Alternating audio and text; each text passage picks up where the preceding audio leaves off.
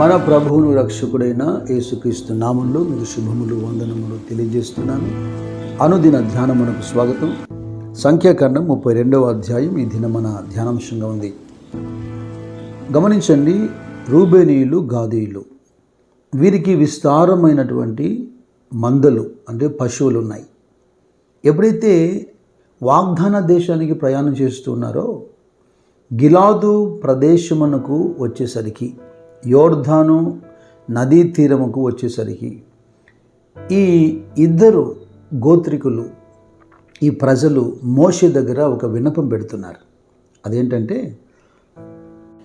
మాకు విస్తారమైనటువంటి మందలు ఉన్నాయి కనుక, ఇదిగో ఈ ప్రదేశము మేము నివసించడానికి అనుకూలంగా ఉంది కనుక, ఇక యోర్దాను దాటి మేము అద్దరికి ఎందుకు రావాలి, కనుక ఇక్కడే మమ్మల్ని నివసింపచేయండి, ఇదే మాకు స్వాస్థంగా పంచిపెట్టండి, దయచేసి మీ కటాక్షం మా మీదకి రానివ్వండి అని మోషే దగ్గర ఒక విన్నపం పెట్టారు.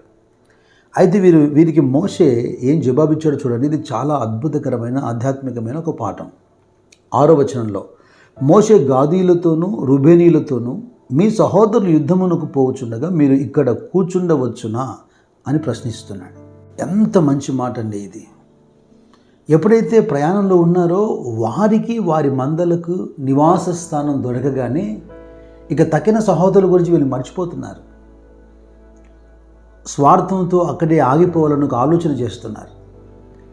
తక్కిన ప్రజలు దేవుని వాగ్దానాన్ని స్వాధీనపరచుకోకుండా మేము అభ్యంతరకరం అవుతామేమో, వారి యొక్క విశ్వాసాన్ని పాడు చేస్తామేమో, మమ్మను బట్టి వీరిని దేవుడు ఇంకా అరణ్యంలోనే నిలవజేస్తాడేమో, ఇంత లోతుగా వీరికి ఆలోచన లేదు. టూకీగా ఒక 2 మాటలు చెబుతాను, ఎందుకంటే నాకు జ్ఞాపకం వస్తుంది. జలప్రలయం తర్వాత నోవహు సంతతిని దేవుడు దీవించి ఆస్వాదించి విస్తరింపజేశాడే, అప్పుడు భూమి అందంతటా ఒక్క భాష ఒక్క పలుకు ఉంది కదా. ఆదికాండం 11వ అధ్యాయంలో ఈ విషయాలు మనం చూస్తాం. వారు తూర్పున ప్రయాణమై పోవుచుండగా సీనారు దేశమందున ఒక మైదానం వారికి కనబడింది. మైదానం కనబడగానే వారి యొక్క బుద్ధి మారిపోయింది.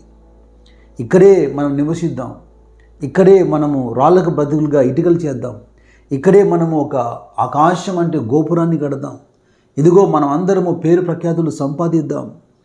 గాడ్స్ డిజైన్లో ఉందా లేదా, దేవుని చిత్తమా కాదా, ఏది లేకుండా మనుషుల బుద్ధి చూడండి ఎలాగ మారిపోయిందో.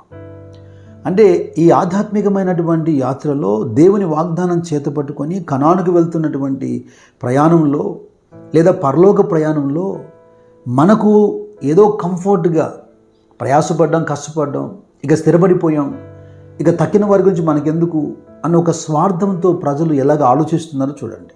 నేను మరొక మాట కూడా కోట్ చేద్దాం అనుకుంటున్నాను సింపుల్గా.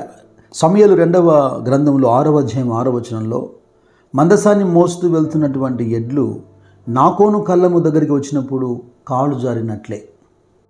అంటే ఎవరికి వారుగా వారి స్వార్థంతో తమకు అనుకూలమైన చోట నిలబడిపోతే దైవ జనాంగాన్ని నడిపించేదెవరు వాగ్దానం వైపు? మోసే ఇంకాస్త ముందుకెళ్ళి వారితో మాట్లాడుతున్నాడు. వాగ్దాన దేశాన్ని వేగు చూడమని పంపించినప్పుడు కాదేశు బర్నయాలోండి మీ తండ్రులు ఏం చేశారు? ఎస్కోలు లోయలోనికి వెళ్ళి ఆ దేశమును చూసి ఇజ్రాయేల్ హృదయమును అధైర్యపరిచి యెహోవా తమకిచ్చిన దేశమునకు వెళ్లకుండా చేశారు.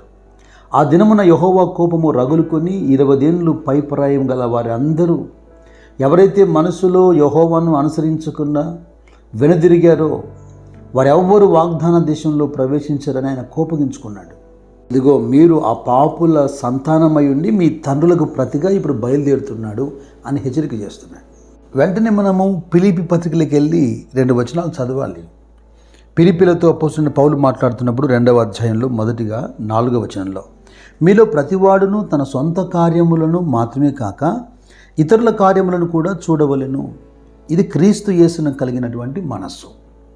అదే అధ్యాయంలో మళ్ళీ 21వ వచనంలో అంటాడు, అందరూ తమ సొంత కార్యములను చూచుకొనుచున్నారు కానీ యేసుక్రీస్తు కార్యములు చూడరు. వాస్తవానికి మన కొరకు ఆయన ప్రాణం పెట్టాడు కనుక మన సహోదరుల కొరకు మనం ప్రాణం పెట్టబద్దులమై ఉన్నామని లేఖనం అంటుంది. ఈ ఫిలిప్పీ సంఘంతో పౌలు హెచ్చరిక చేస్తున్నాడు 2 విషయాలు. క్రీస్తు కార్యాలు చూడడం లేదు, పొరుగువాని కార్యాలు చూడట్లేదు, ప్రతివాడు సొంత కార్యాలను చూస్తున్నాడు. ఈ గాదీయుల రూబేనీయుల ప్రవర్తన అలాగనే ఉంది కదా. ఈ ఆధ్యాత్మికమైన అద్భుతకరమైన మాట మీకు ఎలా అర్థమవుతుందో, మీ సహోదరులు యుద్ధానికి వెళ్తూ ఉండగా మీరు కూర్చొని ఉండటం మంచిదా? ఎంతమంది సువార్థికులు, సేవకులు ప్రయాసపడి యుద్ధం చేస్తున్నారు అనేక ఆత్మలు సంపాదించాలని.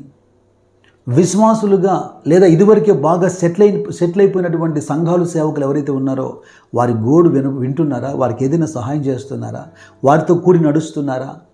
వారు కూడా మనలాగే శ్వాసనం పొందినట్లుగా, అంటే వారికి ఇవ్వబడిన గురి దర్శనము నెరవేర్చబడే వరకు వారి ఆధ్యాత్మికమైన పోరాటంలో మనము బాసరిగా నిలుస్తున్నామా?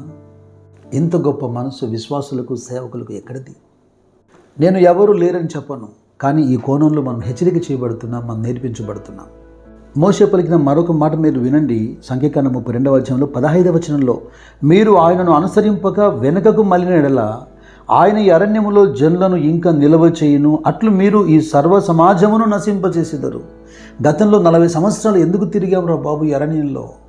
మీ పితరులు తిరగబడితేనే వారి దోష శిక్షను భరిస్తూ మీ పిల్లలు 40 సంవత్సరాలు తిరుగులాడారు ఈ అరణ్యంలో. ఇప్పుడు మీరు నిలిచిపోయి ప్రజలను కూడా నిలవ చేసి నశింపచేసేదానికి మీరు కారణమవుతారు. మంచి చేయకపోగా అలాగ నిలిచిపోవటం, అంటే ప్రతి విషయాల్లో దైవ కార్యక్రమాల్లో ఆబ్సెంట్ అవ్వటం, ఇది కూడా ఒక డిస్కరేజ్. కొన్ని సందర్భాల్లో నువ్వేదో గొప్ప పనులకు చేయకపోవచ్చు, కానీ నీ ప్రజెన్స్ అనేది, నువ్వు అక్కడ ఉండడం అనేది తక్కిన వారందరినీ ధైర్యపరుస్తుంది. అయితే మోషే వీరితో చెబుతున్న మరొక మాట ఏంటంటే 20-21 వచనాల్లో, అప్పుడు మోషే వారితో, మీరు మీ మాట మీద నిలిచి యెహోవా సన్నిధిని యుద్ధమునకు సిద్ధపడి యెహోవా తన ఎదుటి నుండి తన శత్రువులను వెళ్ళగొట్టు వరకు యెహోవా సన్నిధిని మీరందరూ యుద్ధ సన్నద్ధులై యోర్దాను అవతలికి వెళ్ళిన ఎడల. ఎలాగూ మీకు ఈ విన్నపం పెట్టారు, సరే దానికి ఓకే, మీరు తిరిగి వచ్చి ఇక్కడ నివాసం ఉండొచ్చు. కానీ మొదట మీ సహోదరులో ప్రతి వాడు స్వాస్థ్యం పొందేంత వరకు మీరందరూ యుద్ధ సన్నద్ధులు కావాలి. Arm your self. ఒక మిలిటరీని ఏ విధంగా యుద్ధానికి సిద్ధపరుస్తారో మిమ్మల్ని మీరు సిద్ధపరచుకొని వెళ్ళి యుద్ధం చేయండి. మీ సహోదరులందరూ స్వాస్థ్యం పొందిన తర్వాత వెనక్కి వచ్చి మీకు నచ్చిన చోట మీరు ఉండమంటున్నాడు. ద్వితీయోపదేశకాండం 3వ అధ్యాయం 19వ వచనంలో కూడా ఇదే మాట ఉంటుంది. దాని అర్థం ఏంటంటే, మీకు సువిశాలమైన పచ్చిక బయళ్ళు మీ మందలకు దొరికాయి, దేవుడు మీకు మంచి విశ్రాంతినిచ్చాడు అని ఆగిపోవడం కాదు. మీ సహోదరులు కూడా వారి వాగ్దానాన్ని, వారి స్వాస్థాన్ని పొందుకొని వారి కూడా వారి హృదయాలు విశ్రాంతి పొందేంత వరకు మీరు ప్రయాసపడాలి. ఒక్క మారు సేవలో ఈ మాటను బాగా ఆలోచించండి. స్థిరపడిన కాపర్లు, సంఘాలు, ఆ వీధుల్లో, ఆ గ్రామాల్లో ఉన్న చిన్న చిన్న సేవకులు, సంఘాల వైపు చూడండి. వారి బలహీనతను ఆసరాగా తీసుకోకుండా వారిని ఎంకరేజ్ చేసి వారు కూడా గెలిచేట్టుగా వారి వెనక నిలబడండి. అపోస్తలుడైన పౌలుకున్నటువంటి తపన సంఘాల పట్ల, విశ్వాసాల పట్ల నాకు జ్ఞాపకం వస్తుంది. హెబ్రీ పత్రికలో 12వ అధ్యాయంలో 15వ వచనంలో అంటాడు, మీలో ఎవడైనా దేవుని కృపను పొందకుండా తప్పిపోవునేమో అనియు, చేదైన వేరు ఏదైనా మొలిచి కలవరపరచుట వలన అనేకులు అపవిత్రులై పోదురేమో అనియు. ఈ విశ్వాస పోరాటంలో మార్గమధ్యంలో ఎక్కడ చెడిపోతారో, పడిపోతారో, విశ్వాసాన్ని పోగొట్టుకుంటారో, అపవిత్రులైపోతారో. కనుక మరో చోట మాట్లాడుతూ గలతీ పత్రికలు అంటాడు, మీరు క్రీస్తు స్వారూప్యము మీలో ఏర్పరచబడు వరకు మీ విషయమై నాకు మరలా ప్రసవ వేదన కలుగుతున్నది అని రాశాడు. అంటే మరలా ప్రసవ వేదన. గతంలో కూడా అనేక సందర్భాల్లో ఈ సంఘాలలో ఉన్న విశ్వాసుల యొక్క పరిపూర్ణత, క్రీస్తు స్వారూప్యం ఏర్పరచబడమే కదా ఎజెండా. ఆ పరమ కానానుకు చేరాలి కదా, సంపూర్ణులుగా క్రీస్తు ఎదుట నిలబడాలి కదా. అంతవరకు ప్రసవ వేదన కలుగుతుందట పౌలుకి. మనలో లేదా మీలో యోగ్యులైన వారు, ఐశ్వర్యవంతులు, తలాంతులు కలిగిన వారు, కృపావరములు ఉన్నవారు, ఇదివరకే స్వాస్థ్యం పొందినవారు, చక్కగా విశ్రాంతిని పొందినవారు, జయించిన వారు, కాస్త సహోదరుల వైపు చూడండి. వారిని కూడా గురి యొద్దకు బహుమానం పొందేట్టుగా నడిపించడానికి మనం దోహదపడాలి. క్రీస్తు యేసును కలిగిన ఈ మనసు మనం కలిగి ఉండాలి. ప్రభు మీ అందరికీ అత్యధికమైన కృపనిచ్చి, పడద్రోయబడిన వాడు మీ ద్వారా నిలబడినట్లుగా, బలహీనులు మీ ద్వారా బలము పొందినట్లుగా, దర్శనము గురి కోల్పోయినటువంటి బలహీనులు మీ ద్వారా తిరిగి దర్శనాన్ని పొందినట్లుగా, మీరు అనేకులకు ఆశీర్వాదకరంగా కొనసాగునట్లుగా నా ప్రభు సహాయం చేయనుగాక. God bless you. God bless you.